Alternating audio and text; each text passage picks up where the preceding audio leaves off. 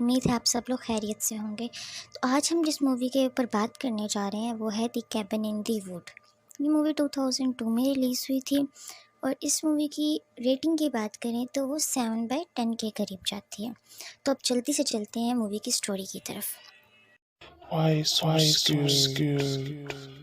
Movie की story के start में हम देखते हैं कि दो नर्ड बूढ़े लोग जो दो साइंटिस्ट होते हैं, जिनमें से एक का नाम होता है हार्डले और एक का नाम होता है स्टर्सन, वो किसी प्रोजेक्ट के ऊपर बात कर रहे होते हैं। इतने में उनकी सेक्रेटरी आती है और वो बताती है कि वो प्रोजेक्ट पूरे वर्ल्ड में फेल हो चुका है और अभी वो प्रोजेक्ट सिर्फ दो जगह पे चल रहा है, वो है जापान और अमेरिका। इतने में हम देखते हैं कि 5 अमेरिकन कॉलेज फ्रेंड्स, जिनमें जूलिस, कर्ट, हॉल्डन, मार्टे और डैना होते हैं, वो पिकनिक के लिए जंगल की तरफ जा रहे होते हैं। और जैसे वो लोग घर से निकलते हैं, उनके घर की छत पे एक बंदा बैठा हुआ उनको मॉनिटर कर रहा होता है, जिससे हमें पता चलता है कि ये पूरा एक प्लान्ड प्रोजेक्ट है। वो वहाँ से पेट्रोल पंप की तरफ जाते हैं और पंप पे जाके रुकते हैं। पंप पे जाके रुकते हैं, उनको पता चलता है कि पंप बंद है और वो पंप के ऑनर के पास जाते हैं पेट्रोल के लिए, पर वो उनको पेट्रोल देने से इनकार कर देता है और वो बंदा देखने में काफ़ी वियर्ड होता है। उसके बाद हम देखते हैं कि एक चील एक पहाड़ों के दरमियान एक अजीब सी एनर्जी से टकराती है। एक ऐसी एनर्जी जो ना विजिबल होती है ना कोई साउंड होता है, और वो वहीं गिरती है और वो चील वहीं पे मर जाती है। ये पांचों फ्रेंड्स जंगल में पहुंचते हैं और वहां जाके कैबिन में जाते हैं। हमें ये मालूम पड़ता है कि वो कैबिन टेक्नोलॉजिकली कंट्रोल किया जा रहा है और वो एक कंप्लीट चैम्बर से कंट्रोल किया जा रहा है, जहाँ पे बहुत से साइंटिस्ट इस प्रोजेक्ट के ऊपर वर्क कर रहे थे। इतने में पेट्रोल पंप का ऑनर कॉल करता है स्टर्सन को और वो उसको बताता है कि उसने बगैर पेट्रोल दिए उन्हें भेज दिया है और वो ज़्यादा आगे तक नहीं जा पाएंगे। इतने में हम देखते हैं कि ये पांचों फ्रेंड्स वहाँ बैठ के ट्रूथ एंड डेयर खेल रहे होते हैं और वो खेलते खेलते उठ के बेसमेंट की तरफ जाते हैं। जैसे वो बेसमेंट की तरफ जाते हैं, उन्हें वहाँ एक डायरी मिलती है जिसके अंदर एना की स्टोरी लिखी होती है। एना बताती है कि वो उसकी फैमिली में उसके फादर और उसके भाई उसकी मम्मा को और उसको बहुत टॉर्चर करते थे, और आगे एक मंत्र लिखा होता है लैटिन में, और जो वो मंत्र पढ़ेगा इसकी फैमिली उसको मार देगी। लेकिन डैना वो मंत्र पढ़ लेती है और इतने में हम कैबिन के पास से एक पूरी ज़ूम्बीज़ की फैमिली को निकलते हुए देखते हैं और वो फैमिली वहाँ से निकल रही होती है। इतने में कर्ट और जूलिस दोनों थोड़ा अलोन टाइम स्पेंड करने के लिए कैबिन से बाहर जाते हैं। कैबिन से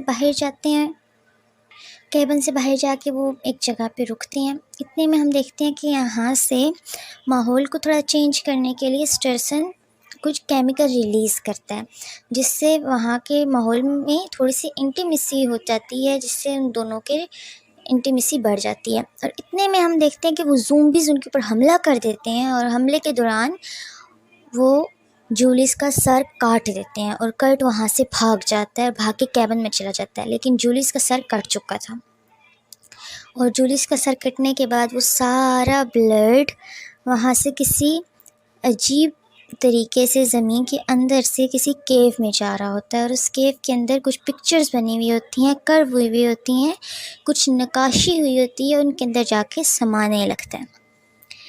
फिर हम देखते हैं कि केबिन में ये सारे फ्रेंड्स बैठे होते हैं कि इतने में ज़ूम्बीज़ इनके दरवाजे पे आके नॉक करते हैं। इनमें से एक डोर को ओपन करता है और आगे ज़ूम्बी होता है और उसे खुद को बचा के डोर को लॉक कर देते हैं। इतने में हार्डले कहता है कि हमें ऐसा करना चाहिए कि हमें हर दरवाज़ा और विंडो को बंद कर देना चाहिए ताकि ये हम पे हमला ना कर सकें। और ये बात उन साइंटिस्ट को पसंद नहीं आती क्योंकि उनको लगता है कि ऐसे हो सकता है ये लोग बच जाएं। और इतने में वो उस कैबिन के अंदर एक ऐसा केमिकल रिलीज़ करते हैं कि होल्डन अपना आइडिया बदल देता है और वो सबको स्प्लिट होने का कह देता है। सब फ्रेंड्स स्प्लिट होकर अलग अलग रूम्स में चले जाते हैं और मार्टे रूम में जाते ही इस चीज़ का एहसास हो जाता है कि वो रूम टेक्नोलॉजिकली कंट्रोल किया जा रहा है। और इतने में वो ये बात आके बाहर किसी और को बताता, उसको एक ज़ूम्बी ज़मीन से निकलता है और घसीट के ज़मीन के अंदर ले जाता है। पीछे बचते हैं होल्डन, कर्ट और डैना। ये तीनों अपनी जान बचाने के लिए वहाँ से भागते हैं, जीप लेके जाते हैं और आगे देखते हैं, आगे इनको एक दरिया मिलता है। वो बहुत बड़ा दरिया नहीं होता, नदी होती है, वो वहाँ पे रुकते हैं लेकिन उसको पार नहीं कर पाते। तो वो सोचते हैं कि हम इसको कैसे पार करें। तो इतने में कर्ट कहता है कि मैं यहाँ से बाइक लेके जाता हूँ और इसको ब्रिज को क्रॉस करता हूँ और उस साइड से मदद लेके आता हूँ और तुम लोगों को बचा लूँगा। और वो लेके जैसे ही बाइक को जाता है, इतने में वही एनर्जी जिससे हमने शुरू में चील को टकरा के गिर के मरते हुए देखा था, उससे वो टकराता है और वहीं गिर के कर्ट की मौत हो जाती है। होल्डन और डायना ये देख के बिल्कुल हिम्मत हार जाते हैं, बहुत डर जाते हैं, लेकिन वो अपनी जान बचाने के लिए वापस जीप की तरफ आते हैं। जैसे ही वो जीप में बैठते हैं, इतने में एक ज़ोंबी हमला करके होल्डन को मार देता है। डायना अकेली बच जाती है। डायना अपनी जान बचाने के लिए वहाँ से भाग रही होती है कि इतने में हम देखते हैं कि सीन चेंज होके जापान पे जाता है। और जापान पे जब सीन जाता है तो हमें पता चलता है कि वहाँ पे जो प्रोजेक्ट हो रहा था, वहाँ पे जो इविल स्पिरिट बच्चों को डरा रही थी, वो नाकाम हो चुकी है और बच्चों ने उसको अपने कंट्रोल में कर लिया और ये अकेला इनके पास चांस बच गया था। और डायना जाती जाती उस नदी में गिर जाती है और वहाँ पे वो स्विम कर रही होती है। कितना चैम्बर में ये सब लोग पार्टी करने लगते हैं कि अब हम जो है वो कामयाब हो चुके हैं, क्योंकि सिर्फ डायना बच गई है और वो कितना बच जाएगी और उनकी बलि पूरी हो गई है। वो बलि दे रहे हैं एशियन गॉड्स को। ये हम देखेंगे आगे। तो इतने में हम देखते हैं कि एक बंदा और भी ज़िंदा होता है और वो था मार्टे। मार्टे वहाँ के डायना को बचाता है और वो बताता है डायना को कि उसने ज़ोंबी को मार दिया था और उसको वो रास्ता पता चल जाता है जो चैम्बर की तरफ जाता है। मार्टे और डायना दोनों उस चैम्बर के रास्ते पे चले जाते हैं और जाते जाते उनको डिफरेंट टाइप के मॉन्स्टर्स दिखते हैं, जहाँ उनको ये मालूम पड़ता है कि वो उस बेसमेंट में से जो सी चीज़ चूज़ करते हैं उनको उस मॉन्स्टर से मरवाया जाता। और उन मॉन्स्टर्स में बहुत से मॉन्स्टर्स होते हैं, ड्रैगन, मरमन, एनाकोंडाज, वुल्व्स वगैरह। इतने में वो चैम्बर में पहुंच जाते हैं और चैम्बर में सिक्योरिटी गार्ड उनको रोकने की कोशिश करते हैं, बट डायना उसी की गन से उस पर शूट कर देती है और उसकी डेथ हो जाती है। इतने में स्टर्सन और हेडले उनको कहते हैं कि तुम लोगों की जान तो जानी ही है, क्योंकि अपनी जान सेक्रीफाइस कर दो ताकि बाकी दुनिया और ह्यूमैनिटी बच सके। लेकिन वो ऐसा नहीं करते। आगे जाते हैं तो एक लीवर दिखता है जिसको डायना पुल कर देती है। जैसे ही वो लीवर को पुल करती है, तमाम मॉन्स्टर्स आज़ाद हो जाते हैं और तमाम मॉन्स्टर आज़ाद होकर उन सब लोगों पे हमला कर देते हैं जो वहाँ पे होते हैं और सब के सब लोग मर जाते हैं।